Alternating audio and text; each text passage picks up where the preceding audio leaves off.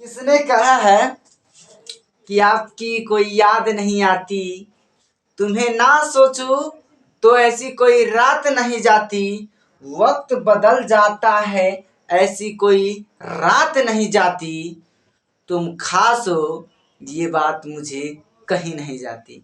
Hello प्यारे मेरे दोस्त, आपके दिल में बसने वाले अंकुश आर्ट्स क्लास पे आपका जो हिस्ट्री के दूसरा पार्ट जो है आपका स्टार्ट हो गया। आपको इस पूरे फैमिली में आपका स्वागत है। सबसे पहले मैं बता दूं कि इसमें सिर्फ कहानी और जो है क्वेश्चन आंसर से ऑब्जेक्टिव भी कुछ जो है मिलेंगे और सब्जेक्टिव को पूरा देखने को मिलेंगे और लिखने का तरीका भी बताएंगे और जो है कैसे जो है लिखा जाएगा ये भी बताएंगे। और जो है आप कितनों रट लीजिए, एग्जाम में आपको कुछ नहीं याद होगा। जो आप गुरु जी के पास पढ़ते हैं, जिस गुरु जी से पढ़ते हैं वही आपको जो है जो सुना हुआ बात एग्जाम में याद आएंगे और आपने जो रिवीजन किए होंगे वो याद आएंगे। तो ज़्यादा देर ना करेंगे, स्टार्ट करेंगे। सबसे पहला क्वेश्चन है कि पंच महावर्त या महावीर स्वामी के उपदेशों का क्या है, उपदेश क्या है, यानी पंच महावर्त क्या है। पहला या ओहे क्वेश्चन है, महावीर के उपदेशों क्या है। तो देखिए पंच महावीर यानी महावीर स्वामी यानी जो ये दिया था कि अपने शिष्यों के जो कष्टों को निवारण किया जाएगा ना, जो कष्टों को निवारण किया जाएगा। जैसे मान लीजिए किसी को दुख होता है और दुख होता है तो उसको किस प्रकार किया जाए कि सुख हो जाएगा। तो इस में जो है पंच महावर्त में दिया था क्या, जिसमें से 5 गो नियम था। अपने शिष्यों को 5 गो नियम दिया था जिसे पंचव्रत या पंच महाव्रत कहते हैं या महावीर स्वामी के उपदेश कहते हैं। जैसे में मान लीजिए हम आपको कहेंगे 1 लोटा पानी लाइए तो ये हो गया उपदेश हो गया। वैसे ही कहता है उपदेश इस तरह से जो 5 गो दिया था। पहला सत्य अहिंसा अस्तेय अपरिग्रह दिया था, सत्य अहिंसा अस्तेय अपरिग्रह दिया था, या ब्रह्मचर्य दिया था। तो पूछता है कि पार्श्वनाथ के सिद्धांत में महावीर स्वामी क्या जोड़ा है, तो ब्रह्मचर्य जोड़ा है। पहला क्वेश्चन पूछता है पार्श्वनाथ 23वें जो है तीर्थंकर थे जैन धर्म के, तो 24वें तीर्थंकर कौन था, तो महावीर स्वामी। दूसरा क्वेश्चन अब पूछेगा पंच महाव्रत को ही पंच महाव्रत कहते हैं। तीसरा क्वेश्चन अब पंच महाव्रत में कितने थे, तो 5 गो था। सत्य आप पूछेगा पंच महाभारत में कौन कौन नहीं है, तब सत्य अहिंसा अस्तेय अपरिग्रह ही है, जो आएगा सो नहीं है, समझे। तो इस तरह से आपसे पूछा जाएगा। सत्य के मतलब होता है हमेशा सच बोलना चाहिए, यथार्थ कभी झूठ नहीं बोलना चाहिए। अस्तेय के मतलब कभी चोरी नहीं करना चाहिए। सत्य अहिंसा अब सत्य अहिंसा अहिंसा। अब अस्तेय के मतलब कभी चोरी नहीं करना। अब अपरिग्रह के मतलब किसी को दूसरे जो है धन संपत्ति को अपना नहीं लेना। सत्य अहिंसा अहिंसा अहिंसा हिंसा के मतलब मारकाट, अहिंसा के मतलब मारकाट, कभी जो है मारकाट नहीं करना चाहिए, ठीक है। अब जो है सत्य अहिंसा अस्तेय अपरिग्रह यानी दूसरे अपरिग्रह के मतलब दूसरे के घर में चोरी नहीं करना चाहिए, यानी दूसरे के धन संग्रह नहीं करना चाहिए।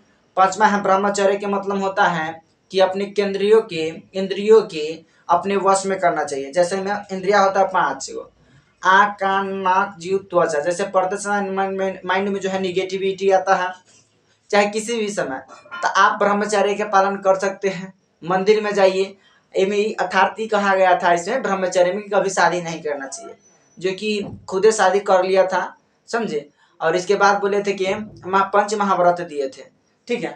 तो ऐसा नहीं है, आप ब्रह्मचर्य के पालन करिए, आपका जो है ठीक ठाक रहिएगा। सबसे पहले कैमरा को थोड़ा है ना ठीक कर लेते हैं। तो ब्रह्मचर्य ये बताइए मेरे प्यारे दोस्त, पंच मतलब महाव्रत में 5 गो नियम था, उसी को क्या कहते हैं, पंच महाव्रत कहते हैं। कौन कौन था, सत्य अहिंसा अस्तेय अपरिग्रह। कौन था, सत्य अहिंसा अस्तेय अपरिग्रह। अब जो है लगता होगा बिल्कुल अच्छा से, थोड़ा लगता होगा, थोड़ा कैमरा भी तो हिल भी करेगा, अब नहीं हिलेगा, चलिए ठीक है। आप सुनिए, दूसरा नंबर पूछता है स्त्री धन क्या है, स्त्री धन कैसे प्राप्त करती है। तो स्त्री धन क्या है आप ही बताइए। ये शब्द जो है लड़की के पता होगा, कितना लड़की के ये भी नहीं पता होगा, कोई बात नहीं है, नहीं पता होगा तो हम है ना, हम आपको बताएंगे स्त्री धन क्या है। स्त्री धन जो है जिस पर स्त्री का, वह धन जिस पर स्त्री का अधिकार हो उसी को स्त्री धन कहते हैं। आभूषण कुछ इस प्रकार से जो है निम्नलिखित तरीकों से जो है क्या रहेगा, स्त्रियां जो है धन प्राप्त कर सकती है। पहले सुनिए, शादी में माता पिता के द्वारा जो उपहार में दिया गया पहला, दूसरा भाई बहन के दिया गया पहला दूसरा, तीसरा सास ससुर के दिया गया उपहार, चौथा पति के द्वारा मिली भेंट। समझ में आई बात।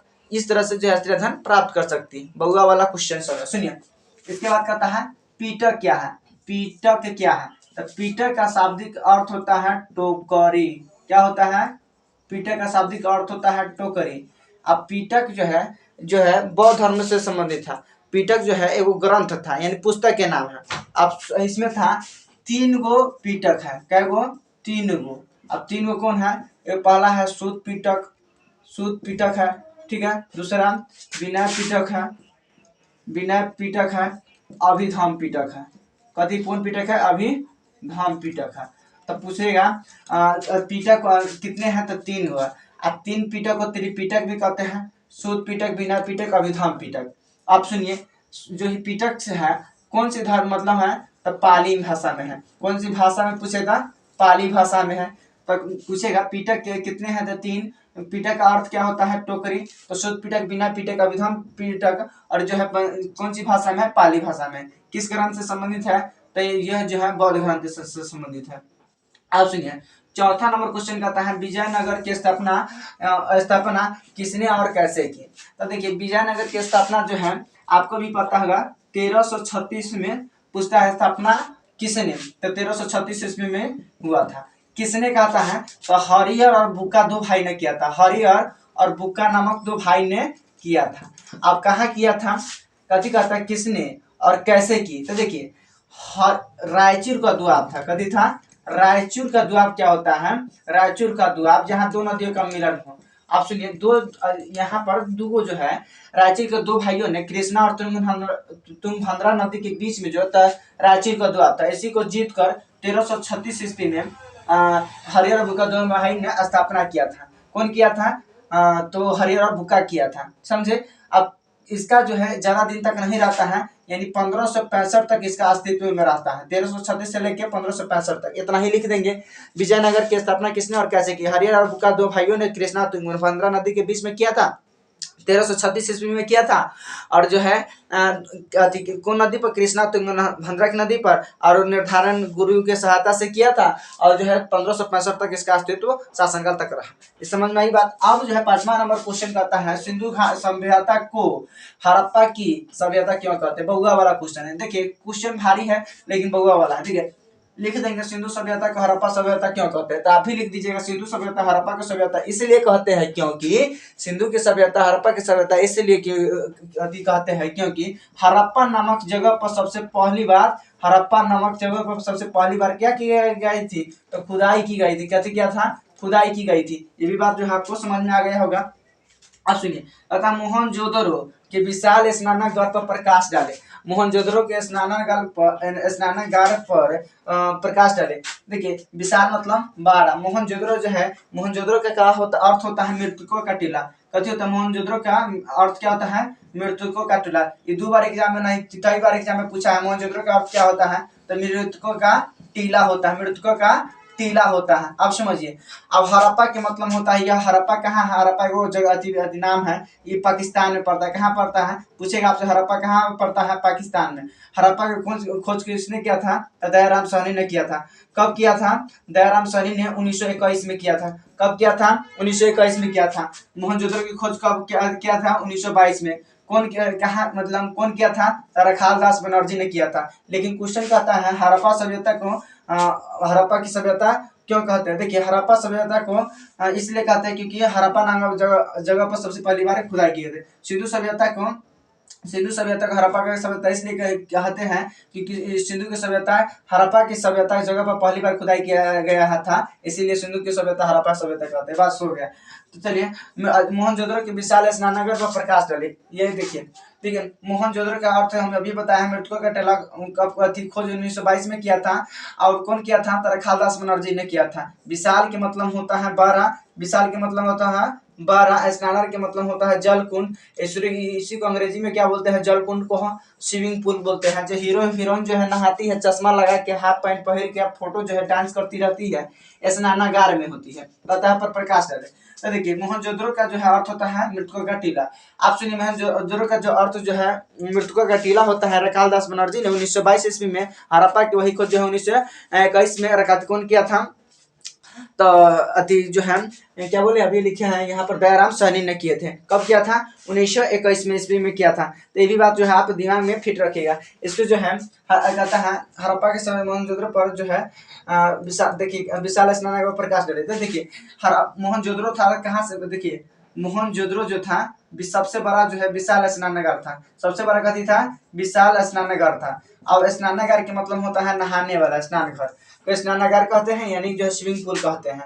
इसमें क्या हुआ था, अब ना है जो स्विमिंग पूल में मोटर से पहले पटाते थे, पहले ना इसको जो है स्नानागार में पानी कहाँ से लाते थे? तो कुआं से लाते थे। साफ करने के लिए अलग एक मशीन रखा था।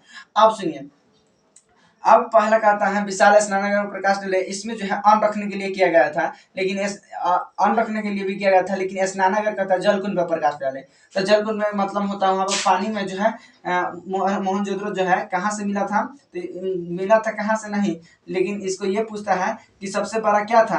तो जलकुंड था। कथी था? सबसे बड़ा जलकुंड था। अब इसके बाद पूछता है इसके बाद प्रकाश डाले। तो देखिए प्रकाश डालने के लिए सीधे कहेगा ना, तो देखिए 23 फीट कथी था? लंबाई था।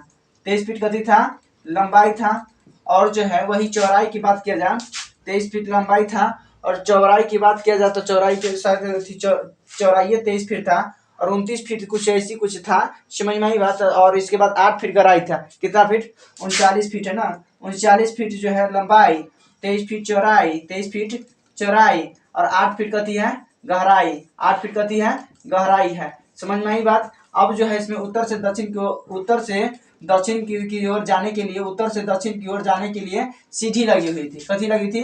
बात जो है समझ में आ गई होगी। देखिए पूरा तत्व से आप क्या समझते हैं? देखिए पूरा और तत्व से मिला है, पूरा प्लस तत्व से मिला है। पूरा के मतलब होता है प्राचीन, पूरा के मतलब प्राचीन। तत्व के मतलब होता है सामग्री। सामग्री क्या होता है? सामग्री। ये जो है पूरा तत्व संस्कृत भाषा का दो शब्द है, पूरा और तत्व के मिलने से बना है। पूरा के मतलब प्राचीन और तत्व के मतलब सामग्री, अर्थात जो वस्तु पुरानी जो है खुदाई से जो प्राप्त किया गया है उसी को पूरा तत्व कहते हैं। जैसे हड्डी, सिक्का, स्मारक। जैसे मान लीजिए खोदते खोदते खोदते खोदते एक तलवार निकला तो उसी को क्या कहेंगे? पूरा तत्व कहेंगे। बात समझ में आई बात। अब सुनिए हड़प्पा सभ्यता के विस्तार पर प्रकाश डाले। देखिए हड़प्पा सभ्यता के जब ये प्रकाश पर कहेगा प्रकाश डाले तो सुनिए इधर कैसे होगा हम बता देते हैं थोड़ा। कहता है हड़प्पा सभ्यता के विस्तार पर प्रकाश डाले। तो आपको भी पता होगा ये भारत के नक्शा से थोड़ा हम समझा देते हैं। ये दक्षिण भारत है। बात समझ में आई बात। अब यहाँ के चित्र जैसे करके ऐसे है, ठीक है। अब जो है यहाँ पर ऐसे करके ऐसे है, ठीक है। तो यहाँ पर समझ लीजिएगा। तो यहाँ पर जो है हड़प्पा पड़ता है। कहाँ पड़ता है? हड़प्पा। ये हड़प्पा का यानी कहे का मतलब जो है अफगानिस्तान है, पाकिस्तान। ये पाकिस्तान में पड़ता है। हड़प्पा कहाँ पर पड़ता है? पाकिस्तान। इसके बगल पाकिस्तान के बगल में अफगानिस्तान है, ठीक है। तो हड़प्पा जो था यानी उत्तर से, देखिए यहाँ पर पूरब से पश्चिम पूछेगा, पूरब से पश्चिम पूछेगा तो पूरब से पश्चिम पूछेगा तो 1600 किलोमीटर था, समझे। यह उत्तर से दक्षिण, उत्तर में जम्मू कश्मीर, उत्तर से दक्षिण पूछे तो 1100 वर्ग किलोमीटर, 1100 वर्ग किलोमीटर था। अब देखिए तो उत्तर में कौन था? उत्तर में मांडा था। उत्तर में कथी था? मांडा था। और दक्षिण में वह दैमाबाद था। दक्षिण में दैमाबाद था। कौन था? दैमाबाद। कथी था? दैमाबाद था। कथी था? दैमाबाद था। एक बात समझ में आई। अब जो है अब इसके बाद पूरब में आलमगीर था। पूरब में कथी था? आलमगीरपुर था। कौन था? आलमगीरपुर था। और जो है वह पश्चिम में सुतकांगडोर था। सुतकांगडोर था, ठीक है। आप बताइए, देखिए उत्तर से दक्षिण कम वाला 1100 किलोमीटर, पूर्व से पश्चिम 1600 किलोमीटर। अभी जो ही तनके है लेकिन बड़का है, इधर के क्षेत्र जो है बड़का है, नक्शा में ठीक से नहीं दिखाया गया है, ठीक है। अब जो है अब बताओ ये ऊपर गया जम्मू कश्मीर है, यहाँ से ही मिलता है। तो पूछेगा आकार कैसन है? तो त्रिभुजाकार है। कैसन है? त्रिभुजाकार है। ये बात को ध्यान रखिएगा। तो यहाँ कहेगा हड़प्पा सभ्यता के विस्तार पर प्रकाश डाले। हड़प्पा सभ्यता को जो है विस्तार पर प्रकाश डाले, यानी कहेंगे हड़प्पा सभ्यता जो है त्रिभुजाकार था। हड़प्पा जो है पाकिस्तान में पड़ता है और वही हड़प्पा सभ्यता के पूर्व से पश्चिम पूछे था 1600 वर्ग किलोमीटर है, वही उत्तर से दक्षिण पूछे था 1100 वर्ग किलोमीटर है। हड़प्पा सभ्यता जो है त्रिभुजाकार थे और यही लिख देंगे, हो गया, बात खत्म हुआ। ये भी लिख देंगे उत्तर में मांडा, दक्षिण में दैमाबाद, पूर्व में आलमगीरपुर और पश्चिम में जो है सुतकांगडोर। बात समझ में आई। ये भी बात समझ में आ गया होगा। अब सुनिए अभिलेख क्या है। तो देखिए अभिलेखों का अध्ययन के क्या कहते हैं? अभिलेख शास्त्र। अभिलेखों का अध्ययन क्या कहलाता है? अभिलेखों का अध्ययन क्या कहलाता है? अभिलेखों का अध्ययन क्या कहलाता है? अभिलेखों का अध्ययन क्या कहलाता है? अभिलेख शास्त्र कहलाता है। कथी कहलाता है? अभिलेख शास्त्र कहता है। अभिलेखों का अध्ययन क्या कहलाता है? अभिलेख शास्त्र कहलाता है। समझ में आई बात? अब सुनिए, अभिलेखों का अध्ययन अभिलेख शास्त्र कहलाता है। इसमें राजा जो होता था, यानी कोई चीज को होता है जैसे में कुछ को जानने के लिए, तो यह पत्थर पर, ताम्र पत्र पर लिखवाने की कला को ही अभिलेख कहते हैं। जिस पर जो कुछ शिला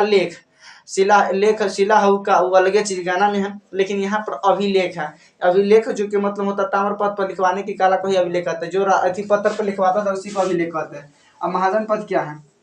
महाजन पद के मतलब बड़े, मतलब अर्थ होता है बड़े। अर्थ क्या होता है? बड़े लोग या बड़े राज्य, बड़े राज्य होता है। कथी होता है?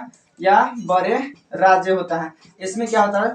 देखिए, मगध था। क्या था? मगध था। मगध में क्या होता था? 16 गो महाजन पद होता था। कितना था? 16 गो। इसमें सबसे बड़ा महाजन पद कौन था? तो मगध था। अब सुनिए, अब इसमें क्या होता था? इसमें कुटुंब मवेशी के साथ मिलजुल कर जो रहते हैं उसी को महाजन पद कहते हैं। बात जो है एकदम समझ में आई होगी। अब पार्ट तीसरा के लिए आप लोग ये भी बताइएगा कमेंट करके। आप लोग कमेंट नहीं करते, अरे शर्माने की क्या बात है, कमेंट करिएगा तो छोटे थोड़ी ना हो जाइएगा। तो आप लोग कमेंट कीजिए वीडियो कैसा लगा। तीसरा पार्ट का आप इंतजार करिए।